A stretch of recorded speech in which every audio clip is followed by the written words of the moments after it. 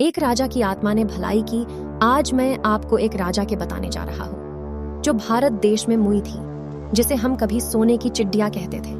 लेकिन अंग्रेज लोगों ने हम आरा सारा सोना भारत से लुटकर अपने देश ले गए। लेकिन अभी भी भारत के कई हिस्सों में प्राचीन समय का बहुत सा खजाना गढ़ा हुआ है, जिसे चोरी हो जाने के डर से जमीन में गाड़ देते थे और उनकी मौत के बाद वो सोना चांदी कहीं धरती के गर्भ में गड्ढा हुआ रहता था।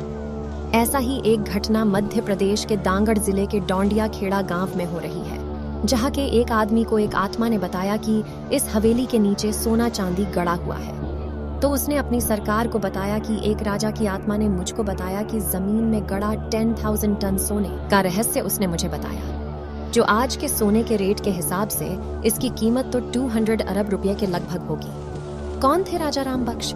कहां से आया है यह सोना? कैसे मौत हुई राजा की?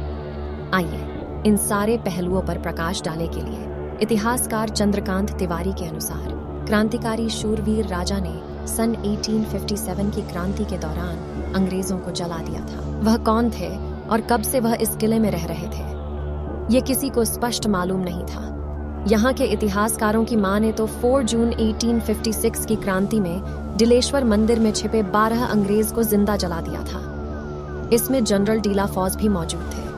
कहा जाता है कि राजा चंडिका देवी के बहुत बड़े भक्त थे। वह रोजाना सुबह मां चंडिका के दर्शन करने के बाद ही सिंहासन पर बैठते थे। लोगों के अनुसार राजा पूजा करने के बाद अपने गले में एक फूलों की माला जरूर पहनते थे। यही वजह है कि अंग्रेजों को जिंदा जलाने की सजा के रूप में फांसी की सजा सुनाई गई और उनको फांसी पर लटकाया गया। तो उन्हें कुछ नहीं हुआ। इस तरह 3 बार उनको फांसी दी गई, मगर राजा को कुछ नहीं हुआ। तब राजा राव राम बख्श सिंह ने अपने गले में परडीडे फूल की माला को उतार कर फेंका और यमुना से अपनी आगोश में लेने की प्रार्थना की। उसके बाद जब अंग्रेजों ने उनको फांसी पर लटकाया, तब उनके प्राण शरीर से निकल गए थे और उस इंसान को जिस आत्मा ने बताया था, वो आत्मा वही होगी। इसके बाद उस आदमी को थोड़ा बहुत रुपया मिला और सारा खजाना सरकार को मिल गया।